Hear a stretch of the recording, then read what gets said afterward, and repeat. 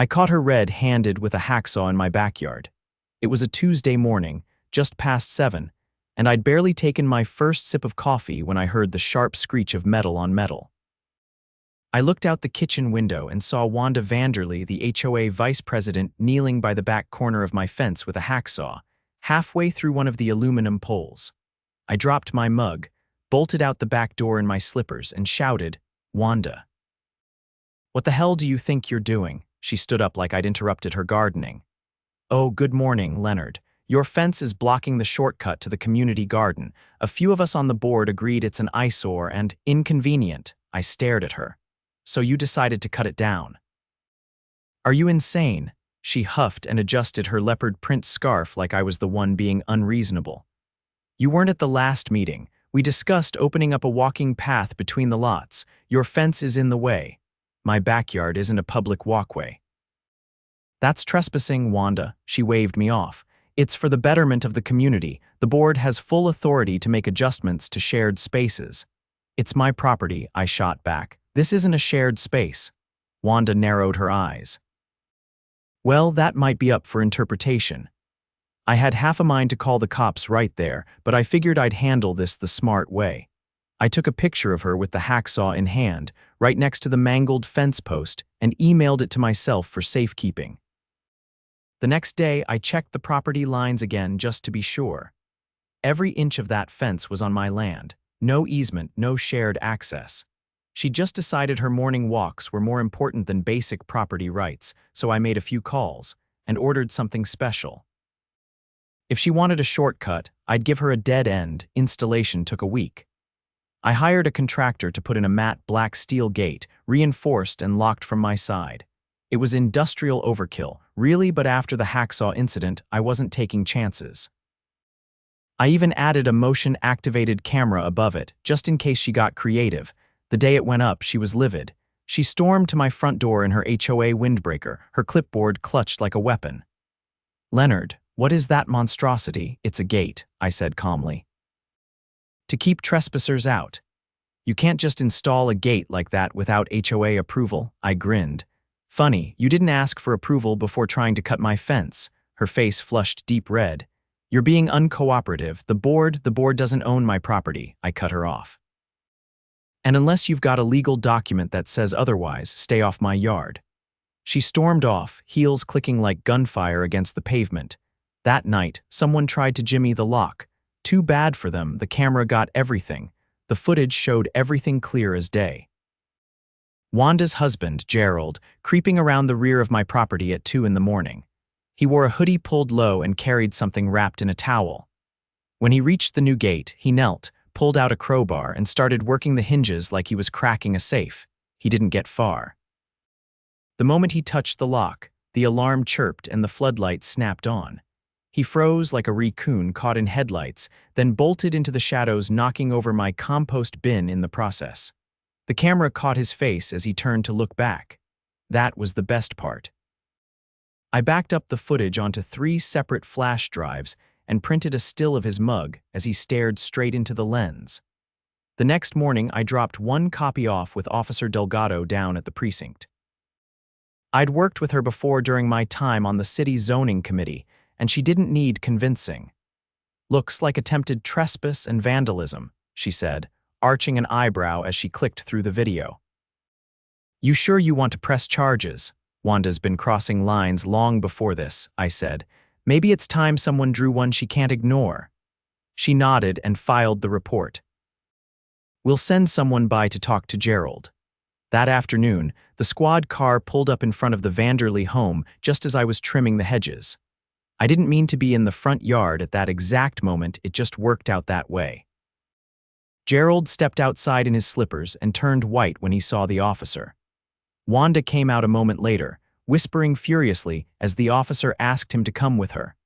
No cuffs, just a calm conversation and a request to answer a few questions down at the station.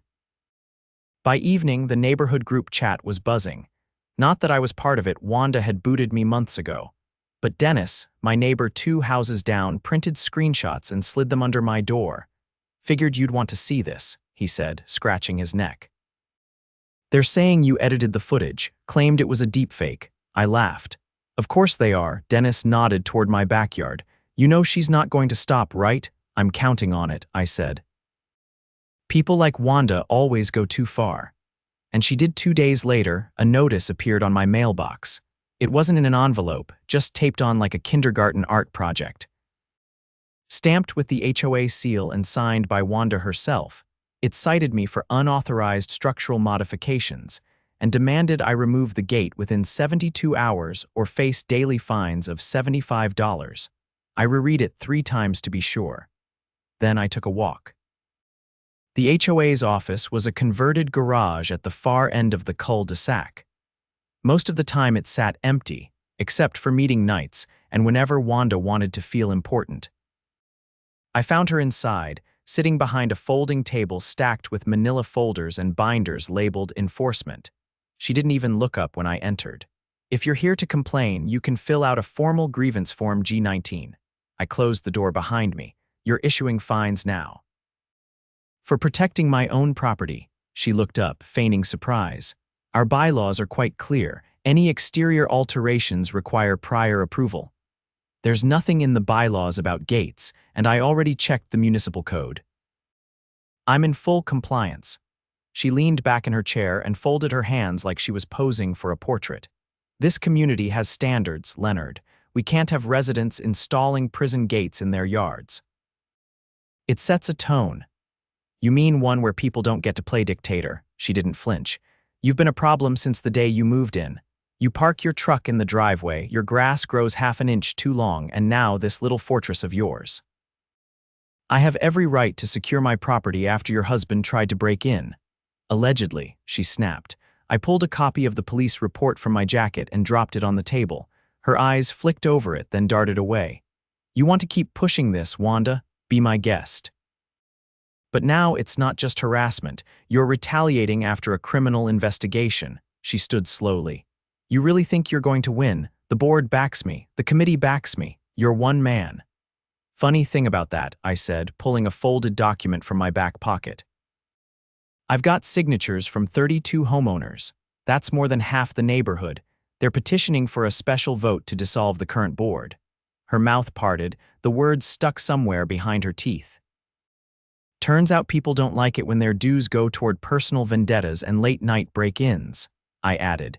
She lunged for the paper, but I stepped back. Copies already filed with the City Oversight Office. We're holding a vote next week. You're welcome to campaign for your seat, of course. The next few days were tense. Wanda doubled down. She sent out glossy newsletters with her photo on the cover, warning of radical elements seeking to destabilize our community. She hosted wine and cheese nights exclusively for HOA loyalists. She even tried to host a safety demonstration in front of my house, claiming my gate posed a hazard to local children. No one showed up, except Dennis. He brought lawn chairs and a cooler and watched the whole thing from his driveway. Meanwhile, I went door to door with my binder. Turns out people had stories. Barbara on Elm said Wanda fined her $90 for holiday lighting violations because her wreath had blue LEDs. Greg from the corner lot got a citation for excessive wind chimes. The kicker, half the board wasn't even current on their dues. I compiled everything: scanned documents, email chains, time-stamped photos. I even found a clause buried deep in the HOA charter that required annual financial disclosures to all residents. Wanda hadn't released a report in over 3 years. The night of the vote, we held it in the community center. It was standing room only. I kept it simple, laid out the timeline, the footage, the police report, the financial omissions. Then I read testimonials from 6 residents who'd faced retaliation or unjust fines. Wanda tried to interrupt twice. Both times she was shouted down. When the final tally came in, it wasn't even close. 73 votes to dissolve the board. Only 9 opposed. The bylaws required a 2/3 majority. We cleared it by over 20%. As of that night, the HOA board was officially disbanded. Control passed to a temporary resident council while the city helped the neighborhood transition to a less centralized governance model. The gate stayed. The fines vanished. And Wanda, she vanished too. Her house went up for sale the next morning. Word was she'd moved in with her sister across town. Gerald never came back to the police station for his follow-up interview. Charges were still pending. I replaced my old mailbox with a new one steel like the gate, just in case, but the neighborhood felt different now. Lighter, somehow. Like a storm had passed and everyone was finally breathing again. And every time I walked past that corner where Wanda once tried to saw through my fence, I smiled because now there was no shortcut. Only a locked gate, and a lesson she'd never forget. The neighborhood was still catching its breath when the real storm hit. 2 weeks after the vote that disbanded the board, a plain white envelope arrived in my mailbox, addressed to me in neat, block lettering. No return address. Inside was a folded document, no note, just a photocopy of a permit request filed with the county zoning office. 6 months ago.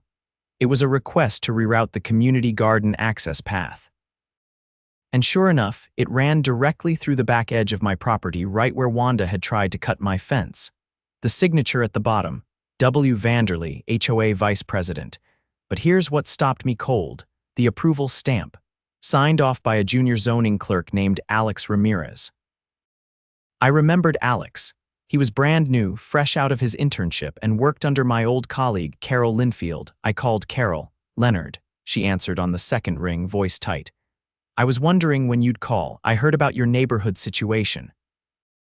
Alex told me something weird came across his desk months ago, but I didn't connect the dots until now. What exactly did he approve? A path redesignation. It was buried in a parcel amendment request. The language was vague, looked like a minor boundary clarification. But now that I see it, it was misfiled. That strip of land they tried to claim, it's private residential. The amendment shouldn't have gone through. My gut twisted. Meaning your property lines were never legally altered, but that approval made it look like the HOA had jurisdiction. Someone misrepresented the plot details. You think Wanda knew what she was doing? She used your lot number and falsely labeled it as part of a shared green belt. That's not a mistake, that's fraud. I took a breath. Carol, can you get me a certified copy of the original plat map and that permit filing? I'll have it couriered. And Leonard? Yeah, I'm reporting this to the county attorney. By the end of the day, I had the documents spread across my dining room table. The original plat map, the forged amendment, and the zoning approval stamped under false pretenses. I made copies of everything and drove straight to the county courthouse. Detective Marla Corbin met me in a small, windowless office in the municipal building. She'd worked zoning fraud cases before, usually involving developers or surveyors cutting corners. This was different. She filed a fraudulent amendment to seize land, I said, handing her the highlighted documents. Then attempted to physically alter the property with a hacksaw. Marla skimmed the papers, jaw tightening with every page. This wasn't just a rogue HOA president trying to trim hedges. This was premeditated. She tried to get it legitimized with a backdoor permit. Then she had her husband attempt forced access. And when that didn't work, she issued fake fines trying to pressure me to remove the gate she couldn't get through. Marla nodded slowly. I'll need a sworn statement, and we'll need to subpoena the HOA's financial records. If she was willing to forge property amendments, there's a good chance she wasn't above misappropriating funds. I signed the affidavit and left the building feeling like something tectonic had shifted. This wasn't about a fence anymore. It was about power and how far some people were willing to go to keep it. The next morning, Marla showed up at Wanda's house with a warrant. She didn't answer the door, but Gerald did. He looked hollowed out like he hadn't slept in days. When Marla asked for access to the HOA files, he didn't argue. He just gestured to the garage and mumbled something about binders in the cabinets. Inside, they found more than binders. Tucked behind a stack of old yard sale signs was a gray metal lockbox. Inside, receipts, cash withdrawal slips, and a ledger with Wanda's tidy handwriting. One entry jumped out immediately. Personal reimbursement land amendment filing fee. She'd reimbursed herself over $400 from HOA dues to pay for her forged permit. Marla called me that afternoon. She's lawyered up, she said. But the DA's opening a case. We're looking at property fraud, misuse of community funds, and possibly conspiracy to commit trespass. This isn't going away quietly. For a few days, the neighborhood buzzed like a hornet's nest. Cars slowed as they passed Wanda's house. People whispered in driveways. Kids dared each other to bike past the front yard. The community center bulletin board, once plastered with reminders about lawn heights and garage sale etiquette, now carried a single, typed notice.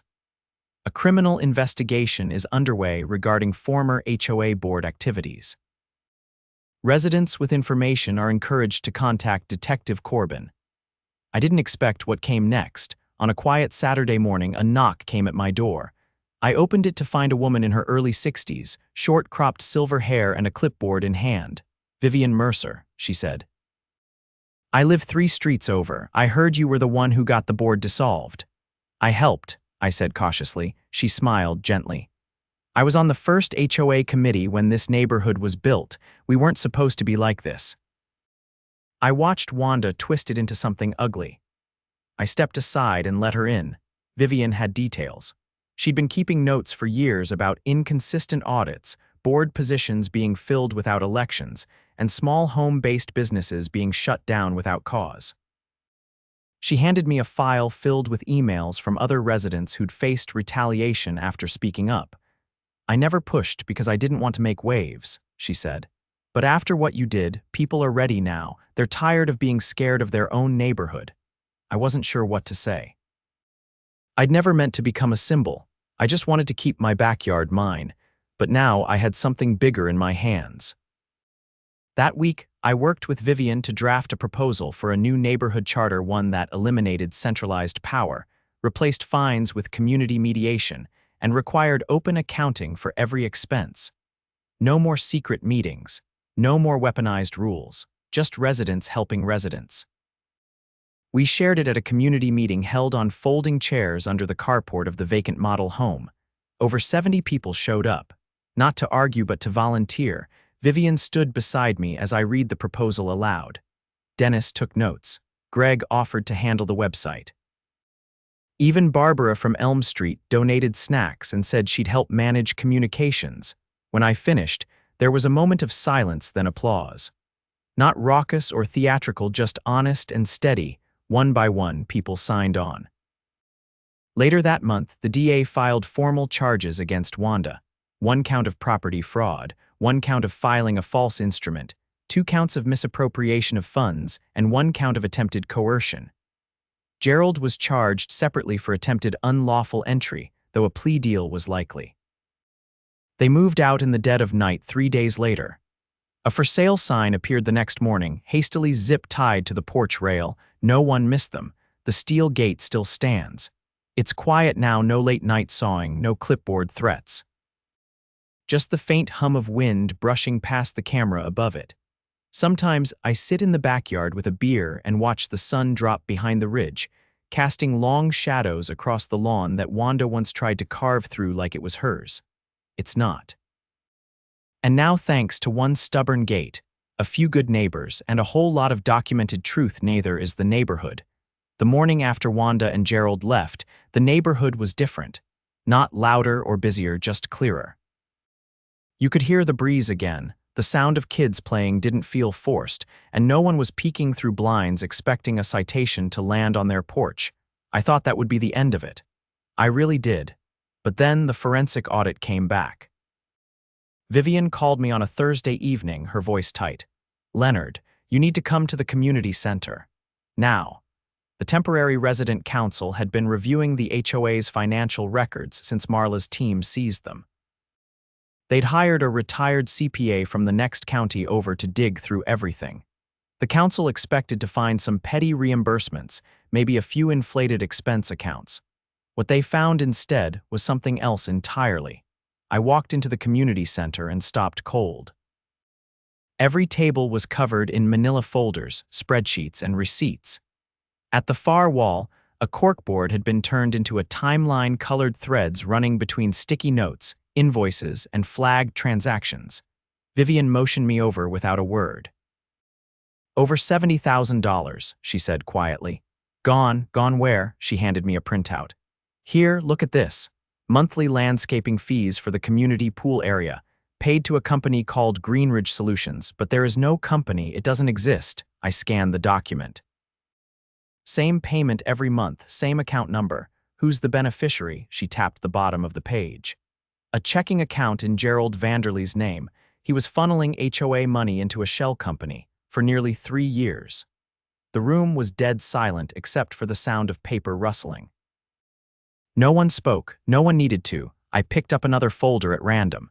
It was labeled Storm Drain Repair 2021. Inside was a single half-page invoice and a photo of a drain that had never been replaced. How did no one see this? Vivian didn't answer. She didn't have to. Everyone had been too scared or too tired to question the board. Until now, I drove straight to the precinct with the evidence. When I handed it to Marla, she didn't even blink. I was waiting for this, she said, flipping open the top file. We've been pulling Gerald's banking records. It lines up. He opened the Greenridge account the same month Wanda took control of the HOA budget. What happens now? We charge them both with embezzlement, and that's just the start. Within 48 hours, the DA's office had issued a new warrant. Gerald was picked up at his sister's house outside of Fairview. Wanda had already retained a criminal defense attorney, but it wasn't going to help much. Not with the paper trail this clean. Vivian and I sat in on the preliminary hearing. The judge was stone-faced as the charges were read.